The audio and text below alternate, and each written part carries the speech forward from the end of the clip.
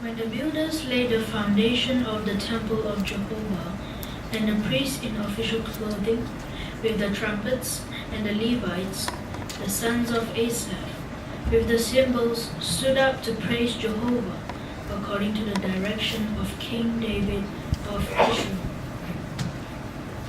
And they began to sing in response by praising and giving thanks to Jehovah, for he is good. His loyal love toward Israel endures forever. Then all the people shouted with a loud shout of praise to Jehovah, because the foundation of the house of Jehovah had been laid. Many of the priests, the Levites, the heads of the partner houses, the old men who had seen the former house, wept with a loud voice when they saw the foundation of this house being laid, while many others shouted joyfully at the top of their voice. So the people could not distinguish the sound of the joyful shouts from the sound of the weeping. For the people were shouting so loudly that the sound was heard from a great distance.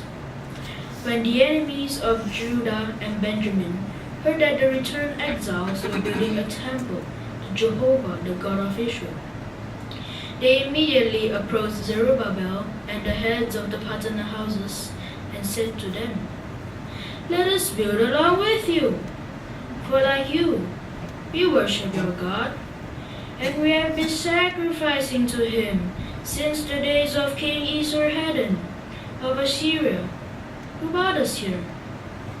However, Zerubbabel and Joshua and the rest of the heads of the partner houses of Israel said to them, "You have no share with us in building a house to our God, for we alone will build it to Jehovah, the God of Israel, just as King Cyrus, the king of Persia, has commanded us." Then the people of the land were continually discouraging the people of Judah and disheartening them from building. They hired advisors against them to frustrate their plans all the days of King Cyrus of Persia until the reign of King Darius of Persia. At the beginning of the reign of Ahasuerus, they wrote an accusation against the inhabitants of Judah and Jerusalem. And in the days of King Artaxerxes of Persia, Bishlam, Mithridates, Tabeel, and the rest of his colleagues wrote to Artaxerxes the king. They translated the letter into Aramaic, writing it with Aramaic characters.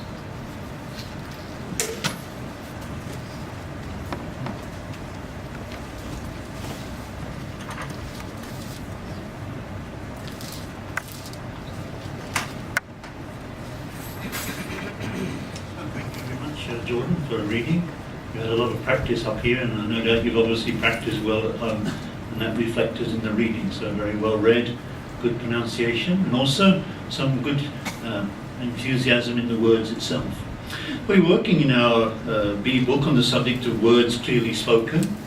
So we talked about need to read, speak individual words clearly, with good pronunciation, sufficient volume, and at a reasonable pace. So you certainly did that. You didn't rush through it. It wasn't sort of, as it were, going like a train. Sometimes we can speed up, sometimes we're a little bit nervous, but you've overcome that problem.